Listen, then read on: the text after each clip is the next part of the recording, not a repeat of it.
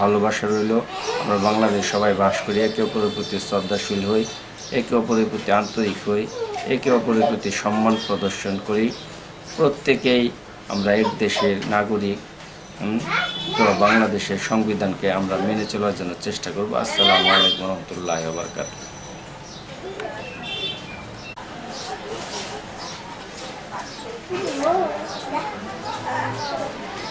আউযু বিল্লাহি মিনাশ শাইতানির রাজিম। বিসমিল্লাহির রহমানির রহিম। নাহমাদুহু ওয়া নুসাল্লি আলা রাসূলিল কারীম। আম্মা বা'দ। আউযু বিল্লাহি মিনাশ শাইতানির রাজিম। বিসমিল্লাহির রহমানির রহিম। জাযাল্লাহু আন্না মুহাম্মাদাম মা হুয়া আহলুহু। জাযাল্লাহু আন্না মুহাম্মাদাম মা হুয়া আহলুহু। আল্লাহুম্মা আল্লিমনা মারাশিদা উমুরিনা ওয়া ইজনা মিন শুরুরি আনফুসিনা ওয়া মিন সাইয়্যাতিনা আমালিনা। اللهم علمنا مراشد أمورنا وعزنا من شرور أنفسنا ومن سيئات أعمالنا. اللهم علمنا مراشد أمورنا وعزنا من شرور أنفسنا ومن سيئات أعمالنا. أستغفر الله الذي لا إله إلا هو الحي القيوم وأتوب إليه ولا حول ولا قوة إلا بالله العلي العظيم. أستغفر الله ربي من كل ذنب وأتوب إليه ولا حول ولا قوة إلا بالله العلي العظيم. আস্তাগফিরুল্লাহ রাব্বি মিন কুল্লি যামবি ওয়া আতুবু ইলাইহি ওয়া লা হাওলা ওয়া লা কুওয়াতা ইল্লা বিল্লাহিল আলিয়্যিল আযীম।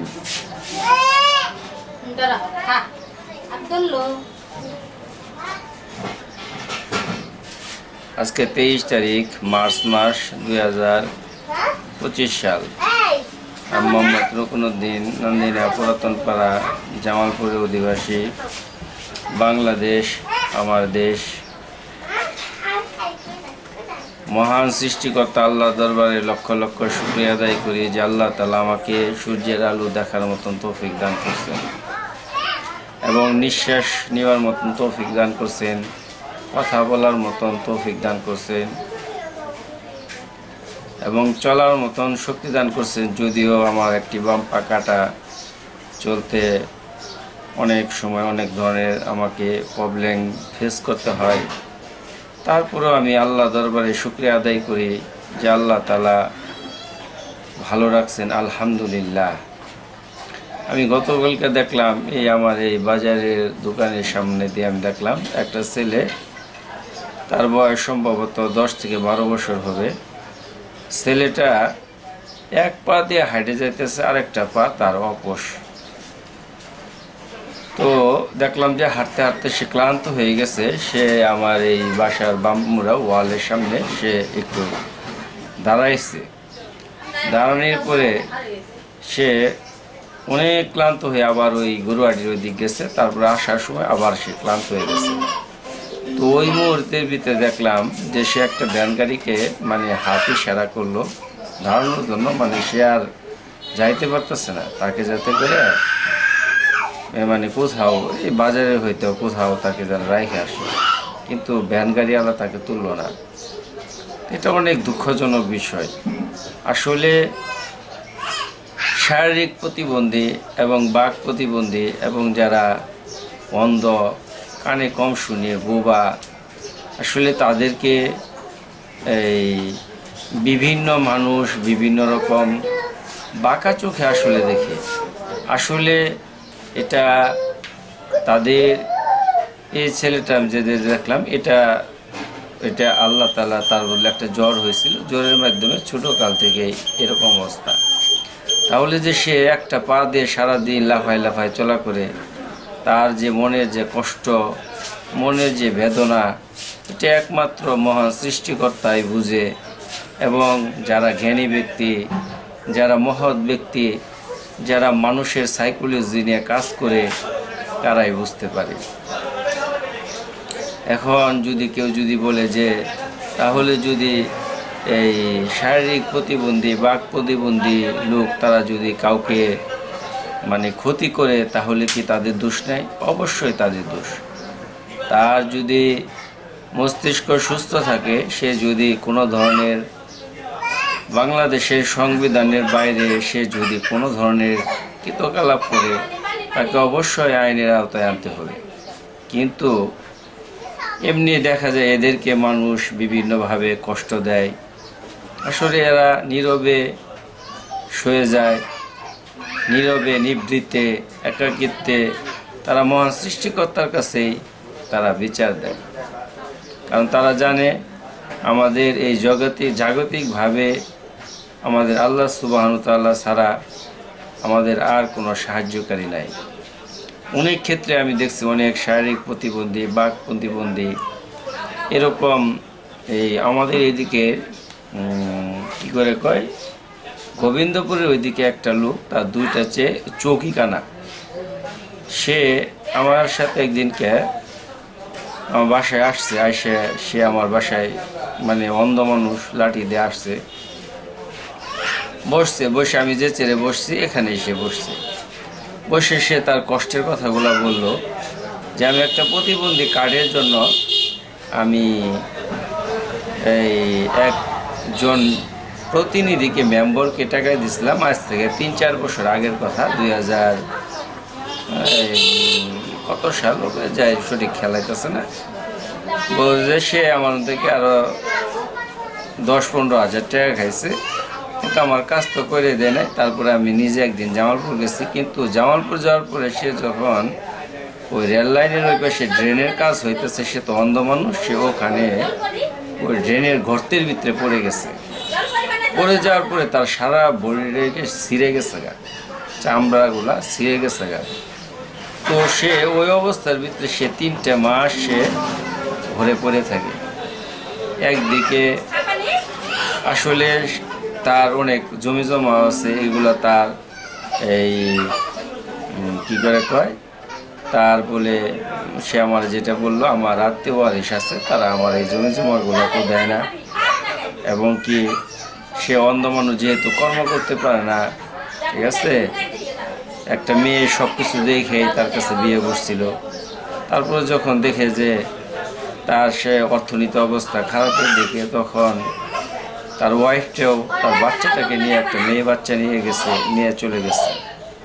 এখন তার যে মনের যে কষ্টটা, এই কষ্টটা সে কাকে বোঝাবে? সে একমাত্র সৃষ্টিকর্তাকেই বলতেছে যে আল্লাহ, তুমি আমাকে দিয়ে আর কত পরীক্ষা নিবা? তোমার কি আমাকে দেওয়ার পরীক্ষা নেওয়ার মানে আর কত ইচ্ছা আছে? এই লোকটা জন্ম থেকেই অন্ধ হয়েছে, তার বয়স প্রায় 50 বছর হয়ে গেছে। এইভাবেই সে তার লাইফটাকে সে পার করতেছে। সেই জন্য আসলে আমরা আশরাফুল মাখলুকাত, সৃষ্টির শ্রেষ্ঠ জীব হইলাম কেন? আমাদের চারিত্রিক বৈশিষ্ট্য, আমাদের আচার ব্যবহার, আমাদের কথাবার্তা এবং মানুষের প্রতি মানুষের ভ্রাতৃত্ববোধ এবং মানুষের কষ্টের সময় পাশে থাকা, মানুষের বিপদের সময় পাশে থাকা, এর জন্যই আল্লাহ সুবহানাহু ওয়া তাআলা মানুষকে সম্মানিত করছে, তাকে আকল দিছে, জ্ঞান দিছে, তমিজ দিছে, সে ভালো এবং মন্দকে পার্থক্য করে।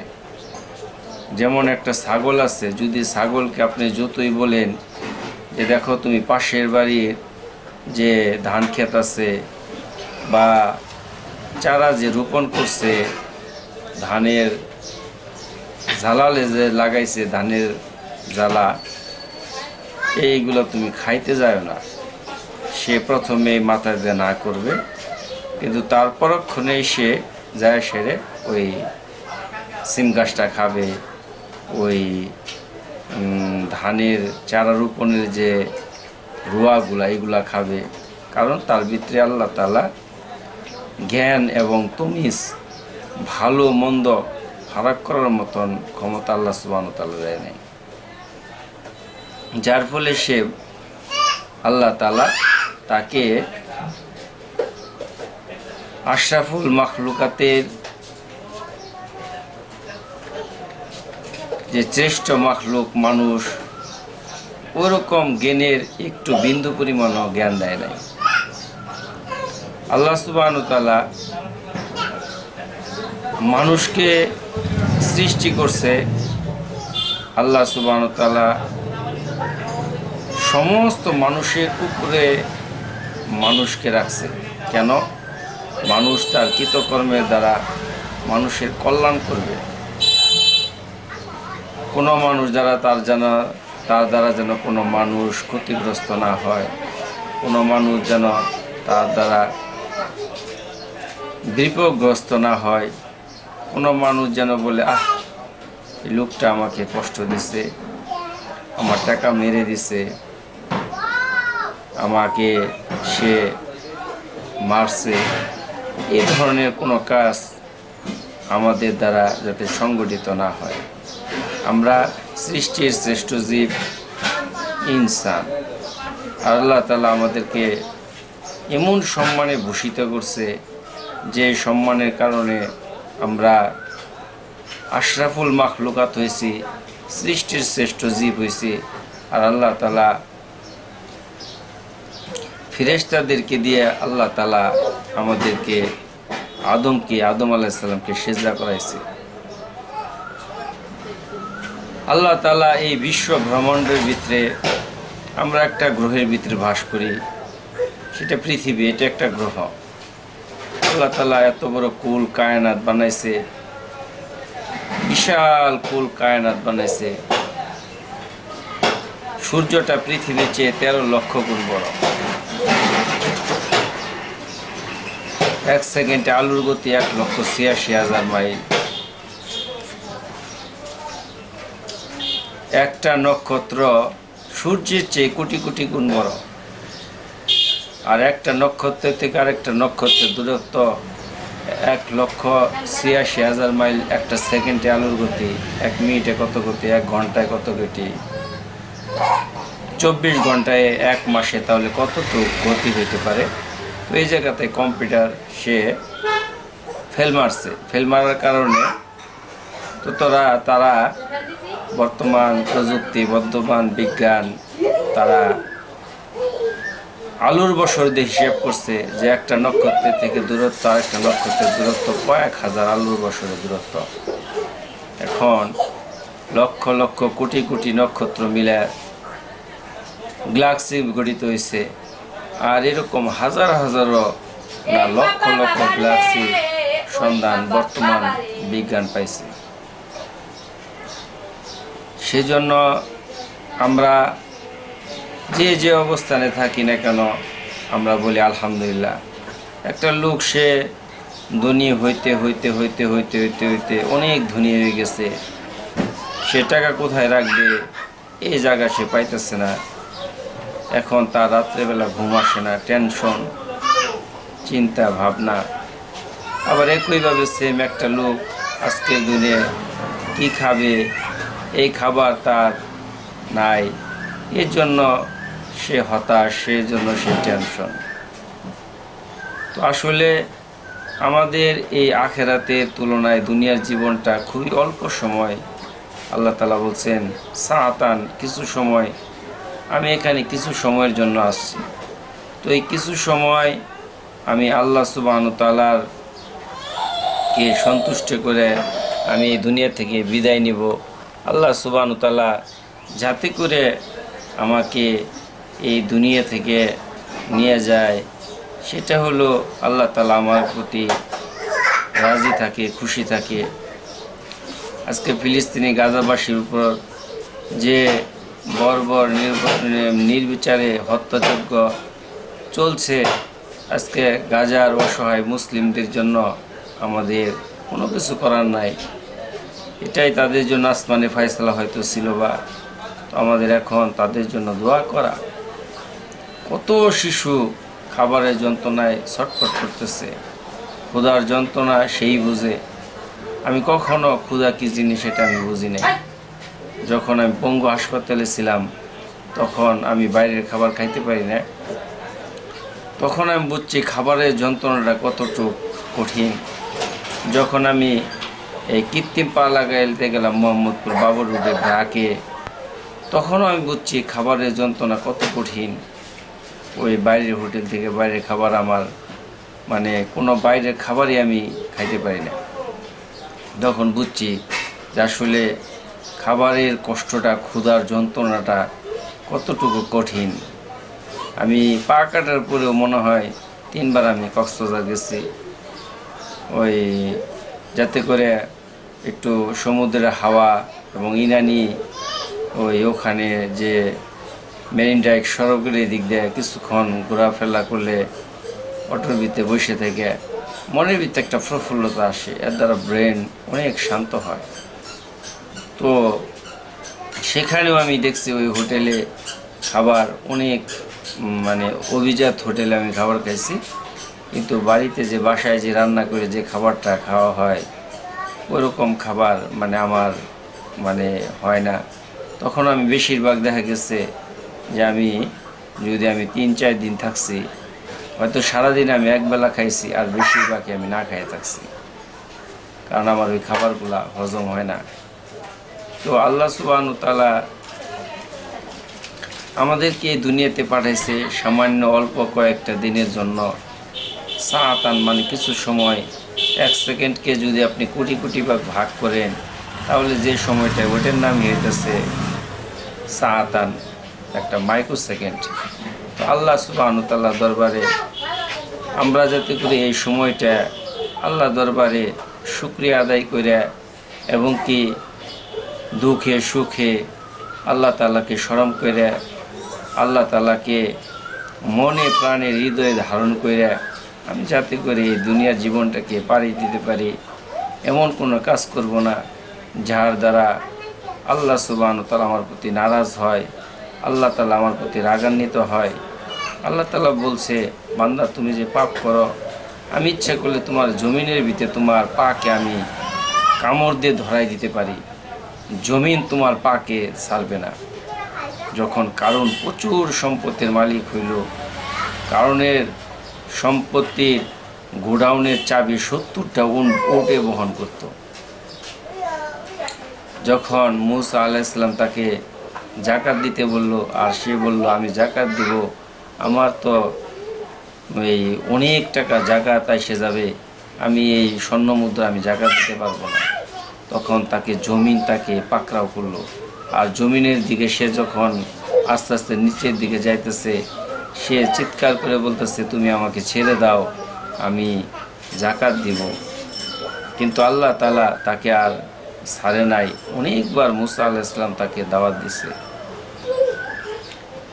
ফলশ্রুতিতে কারণ তার ধন সম্পদ এবং তার ধনভাণ্ডার সব কিছু নিয়ে সে মাটির নিচের দিকে ডাবতেছে, এইভাবে কিয়ামত পর্যন্ত সে ডাবতে থাকবে। আল্লাহ সুবহানাহু ওয়া তাআলা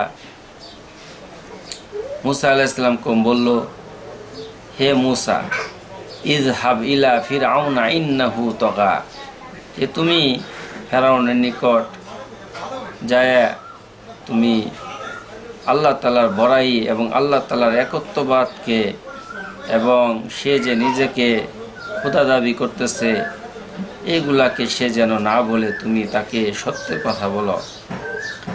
কারণ বলতো ফাকাল আনা রব্বুকুমুল আলা, আমি তোমাদের সেরা প্রভু। তখন মূসা আলাইহিস সালাম বলল যে আমি তো তার নিকট কীভাবে আমি যাব, আমার তো ভয় লাগতেছে। তখন আল্লাহ তাআলা মূসা আলাইহিস সালাম ভাই হারুন আলাইহিস সালামকে তার সাথে দিয়ে দিয়েছেন এবং এই কথাও বলছেন। দেখেন আল্লাহ সুবহানাহু ওয়া তাআলা বান্দাকে কত ভালোবাসে, যে একটা লোক সে নিজেকে খোদা দাবি করতেছে, সে বলতেছে ফাকাল আনা রব্বুকুমুল আলা, আমি তোমাদের সেরা প্রভু। এবং সে যে পরিমাণ জুলুম অত্যাচার মানুষের উপর করতেছিল, যে নির্যাতন নিপীড়ন অমানসিক নির্যাতন মানুষের উপর করতে, তারপর আল্লাহ তাআলা বলছে মূসা আলাইহিস সালাম কওলু লাইয়িনা, তুমি তাকে মিষ্টি ভাষায় তুমি তাকে আল্লাহর দিকে এবং তুমি যে আল্লাহর সত্য নবী এর জন্য তুমি মিষ্টি ভাষায় তাকে কী করবা, ইনভাইট করবা। এই জন্য আল্লাহ সুবহানাহু ওয়া তাআলা তাকে এত সুন্দরভাবে বলে দিচ্ছেন। আর কি বলছেন যে লা তাখাফা, তুমি ভয় করিও না, ইন্নানি নিশ্চয় নিঃসন্দেহে মাকুমা মানে এখানে দুইজনকে গ্রামারের ভাষায় জমা বলা হয়, যে এখানে এক বচনের অধিক বহু বচন, আমি তোমাদের দুইজনের সাথে আছি। আসমাউ, আমি শুনবো, আরও আমি দেখব যে ফেরাউন কি বলে।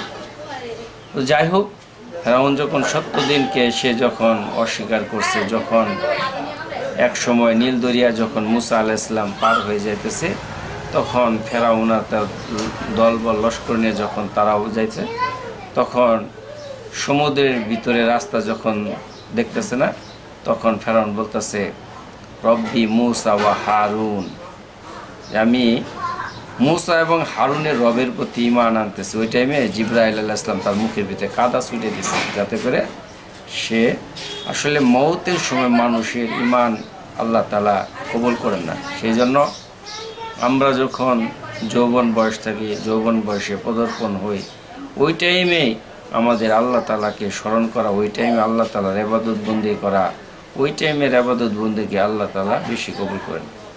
আজকে ইয়াং যারা তরুণ এবং তরুণীরা আছে, তারা আজকে মোবাইলের ভিতরে এমন আসক্ত হয়েছে, মোবাইলে Free Fire, PUBG, WhatsApp, Viber, imo, Instagram, মানে এমন আসক্ত হয়েছে।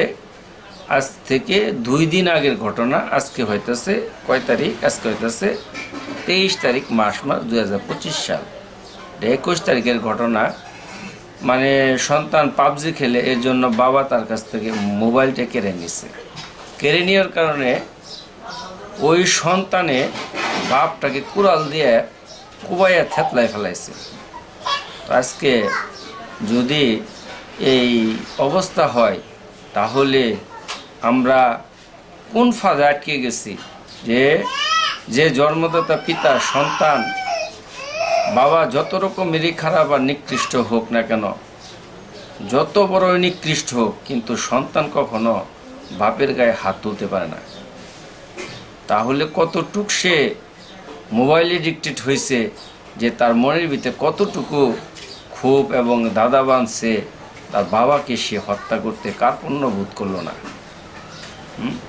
যেটা অবশ্যই করছিল, একজন পুলিশের ঊর্ধ্বতম কর্তা ছিল তার পিতা, সে ইয়াবা সেবন করতো। এর কারণে যখন এর জন্য তার বাবা মা তাকে বিভিন্নভাবে বোঝাইছে, তো এক সময় এক পর্যায়ে সে ক্ষিপ্ত হয়ে তার বাবা মাকে সে ঘুমের ওষুধ খাওয়ায় নির্মমভাবে সে হত্যা করছে।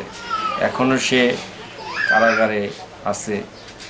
তো তার দৃষ্টান্তমূলক আসলে শাস্তি দেওয়া দরকার। তা না হলে এই দেশে যদি এই ধরনের অপরাধমূলক কর্মকাণ্ড ঘটে, তাহলে এক সময় দেখা যাবে যে আইনের সঠিক প্রয়োগ না হওয়ার কারণে আরও সংগঠিত এই সমস্ত কাজ আরও সংগঠিত হবে। হ্যাঁ, একটা বাবা একটা সন্তানকে মানুষ করতে তার কত কষ্ট, ক্লাস, যন্ত্রণা ভোগ করতে হয়। আবার ওই সন্তানটাকে যখন ভালো কথা বলে আর ওর জন্য যদি তাকে নির্মমভাবে তার বাবাকে সে যদি কুড়াল দিয়ে কুপায়ে হত্যা করে, তাহলে আজকে মানবতা লুণ্ঠিত হইতেছে। আজকে কোথায় মানবতা? এটা তো খুব দুঃখজনক বিষয়। অত্যন্ত গভীরভাবে এই জিনিসটাকে অনুধাবন করার বিষয়, যে সামান্য একটা মোবাইল বাপে নিচ্ছে কিসের জন্য? যাতে সন্তান মোবাইলের প্রতি আসক্ত না হয়। এরকম অনেক তরুণের জীবন আজকে মোবাইলের দিকে। মোবাইলটা প্রযুক্তি আসছে, ভালো কথা, আপনি প্রযুক্তিকে ভালো কাজে লাগান। গুগলের ভিতরে আপনি ঢুকেন, সার্চ দেন, এমন কোনো তথ্য নাই আপনি পাবেন না। কী ধরনের তথ্য চান? আপনি বলেন সূরা বাকারার 26 নম্বর আয়াতের অর্থ কী, সাথে সাথে এসে যাবে ইন্নাল্লাযীনা ক্বালু ওয়ালানাবলুওয়ান্নাকুম বিশাইইম মিনাল খাউফ ওয়াল জুই ওয়া নাকসিম মিনাল আমওয়ালি ওয়াল আনফুসি ওয়াস সামারাত ওয়া বাশশিরিস সাবিরিন আল্লাযীনা ইযা আসাবাতুহুম মুসিবাতুন ক্বালু ইন্না লিল্লাহি ওয়া ইন্না ইলাইহি রাজিউন। আয়াতের অর্থ সহ আপনি বলেন, অর্থ সহ এসে যাবে। এখানে আল্লাহ সুবহানাহু ওয়া তাআলা কি বলছেন? সেই জন্য আজকে এই প্রযুক্তিটাকে আমরা ভালো কাজে ব্যবহার করি। আজকে যদি আমরা ভালো কাজে ব্যবহার করি, একটা ছেলে, ধরেন আমার ছেলে রাষ্ট্রবিজ্ঞানী অনার্সে লেখাপড়া করে, এখন সে মেট্রিকে কী রেজাল্ট করছে এটা তার নাম দিয়ে মানে তার নাম দিয়ে অনলাইনে চেক দেওয়ার সাথে সাথে সে আসে যাবে, সে এটাতে এত রেজাল্ট করছে, সে এটাতে আমি এই বছর না, সরি, 2024 সালে আগস্ট মাসে আমি 4 তারিখে আমি মোহাম্মদপুর বাবর রোডে কৃত্রিম পার ওখানে ছিলাম। তো 3 তারিখে বা 4 তারিখে সম্ভবত 2 দিন বা 1 দিন, তো ওখানে আমার যে ওই কৃত্রিম পার যে একটু কাজের জন্য আমাকে করতে হয়েছে, মানে এই যাইতে হয়েছে, পা মানে পাটা মোটা হয়ে গেছে, ওখানে পাটা ঢুকতেছে না। তখন ওরা বলতেছে যে রুকন ভাই, আপনি কি আগের মেমোগুলো নিয়ে আসছেন? আমি বললাম যে আসলে আগের মেমোগুলো কি আমি তুলছি কি না তুলছি এগুলো তো আসলে আমি তো খেয়াল নাই, তাহলে আপনি আমার নাম্বারটা দিয়ে আপনি সার্চ দিলে আসবে না? হ্যাঁ হ্যাঁ, নাম্বার দিলে আসবো। তো আমার যে নাম্বার, ওই নাম্বারটা দিয়ে সার্চ দিল, সার্চ দেওয়ার পরে সব A to Z এসে পড়ছে। মানে আমি কত শোনে কৃত্রিম পা লাগাইছি, কত টাকা বিল করছি, এর আগে কত বিল করছি, পরে কত বিল করছি, এই সমস্ত ডাটাবেস সমস্ত কিছুই চলে আসছে। কিভাবে চলে আসলো? ওই যে কৃত্রিম পার যে আমার যে মোবাইল নাম্বার দিচ্ছে, এই মোবাইল নাম্বারের ভিতরে সব কিছু চলে আসছে। তো আজকে প্রযুক্তির যুগ, আজকে প্রযুক্তির যুগে আজকে মানুষ এই প্রযুক্তিটাকে যদি ভালো কাজ ব্যবহার করে তাহলে ভালো দিকে অগ্রসর হবে, আর প্রযুক্তিটাকে যদি মন্দ দিকে ব্যবহার করে তাহলে এই ইয়াং তরুণরা মন্দ দিকে অগ্রসর হবে। সেই জন্য ইয়াং তরুণ এবং তরুণীদেরকে আমি বলবো, তোমরা অবশ্যই তোমরা দেশ এবং জাতির ভবিষ্যৎ, নেক্সট জেনারেশন হিসেবে তোমরা দেশকে এগিয়ে নিয়ে যাবে। তোমাদের দ্বারা দেশ যাতে উপকৃত হয় এই ধরনের তোমরা উন্নয়নমূলক কাজ করবে, এবং মোবাইলের প্রযুক্তিকে আরও অত্যাধুনিক প্রযুক্তি হয়তো সামনে আসবে, এগুলোকে কাজে লাগায় মানুষের কল্যাণে কাজ করা, এমন কোনো কাজ না করা যার দ্বারা আমি নিজে লজ্জিত হই, আমার পরিবার লজ্জিত হয়, আমার দেশ লজ্জিত হয়, আমার রাষ্ট্র লজ্জিত না হয়। পুরা বিশ্বের ভিতরে আমরা যাতে করে সম্মানী জাতি হিসেবে, আর সবচেয়ে বড় জিনিস আমরা আমাদের মুসলমান, আল্লাহ তাআলা বলছেন কুনতুম খায়রা উম্মাতিন উখরিজাত লিন-নাস তা'মুরুনা বিল মা'রুফ ওয়া তানহাউনা আনিল মুনকার ওয়া তু'মিনুনা বিল্লাহ। তোমাদেরকে শ্রেষ্ঠ নবীর শ্রেষ্ঠ উম্মত করে দুনিয়াতে আমি পাঠাইছি, এবং তোমরা ভালো কাজের আদেশ দিবে এবং মন্দ কাজের নিষেধ করবা, তাহলেই তো তোমরা হলে কি সর্বশ্রেষ্ঠ নবীর সর্বশ্রেষ্ঠ খায়র উম্মত বলা হয়েছে। সেই জন্য আল্লাহ সুবহানাহু ওয়া তাআলা আমার এই কথাগুলোকে বোঝার তৌফিক দান করুক। আল্লাহ তাআলা আমাদের সমস্ত ভুল ত্রুটিগুলোকে মাফ করুক।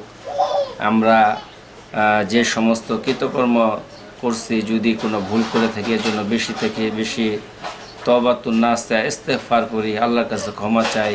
আল্লাহ তো অত্যন্ত দয়ালু। আল্লাহ 99টা নামের ভিতরে একটা নাম কাহার, আর 98টা আল্লাহ তাআলার সিফাতি নাম। সেই জন্য আল্লাহ তাআলার কাছে ক্ষমা চাই, যাতে করে আল্লাহ সুবহানাহু ওয়া তাআলা আমাদেরকে মাফ করে দেয়। আর সবচেয়ে বড় জিনিস হইতেছে সাধুর না সাজিয়ে সাধুর ভান না করি, প্রকৃতপক্ষে A to Z আমি একজন ভালো মানুষ হই। আল্লাহ তাআলা আমাদেরকে ভালো মানুষ হওয়ার জন্য তৌফিক দান করুক। এই বলে আমি আমার কথাকে শেষ করলাম। কাইন্ডলি স্লিপ অফ টাং, কোনো কথার ভিতরে ভুল হলে অবশ্যই ক্ষমার দৃষ্টিতে দেখবেন। সারা ওয়ার্ল্ডের ভিতরে যত জিন এবং ইনসান আছে, সমস্ত জিন এবং ইনসানকে আল্লাহ তাআলা হেদায়েত দান করুক। যে আমেরিকা থেকে নিয়ে একবারে জাপান, ফিজি আইল্যান্ড পর্যন্ত, এবং এই কী করে কয় বাংলাদেশ থেকে নিয়ে ওইদিকে ওই নরওয়ে পর্যন্ত যা আছে সব এভরিথিং A to Z সমস্ত জিন এবং ইনসানের আল্লাহ তাআলা হেদায়েতের ফয়সালা করুক। এই জন্য আমরা দোয়া করি, আর মানুষকে ভালো পথের দিকে বলি, মন্দ কাজ থেকে বিরত থাকার জন্য আমরা আহ্বান করি। এটা আমাদের গুরুত্ব, দায়িত্ব। আসসালামু আলাইকুম। যারা আমার ভিডিও দেখতেছেন অবশ্যই যদি কোনো ভুল ত্রুটির ক্ষমা দৃষ্টিতে দেখবেন, আর সবচেয়ে বড় জিনিস হলো এটাকে শেয়ার করে দেওয়া। এখান থেকে যদি একটা কথা ভালো লাগে, হয়তো কারো জীবনটা পরিবর্তন হয়ে যাবে। তো আল্লাহ তাআলা আমাদেরকে 18,000 মাখলুকাতের ভিতরে শ্রেষ্ঠ উম্মত করে পাঠাইছে। শ্রেষ্ঠ উম্মতের যে গুণাবলী বৈশিষ্ট্য এগুলো যাতে আমাদের ভিতরে থাকে, এগুলো আমরা নিজে থেকে রপ্ত করার জন্য চেষ্টা করব। আসসালামু আলাইকুম। অন্যান্য ধর্মাবলম্বী যারা আছেন তাদের প্রতি আমার আন্তরিক প্রীতি, শুভেচ্ছা।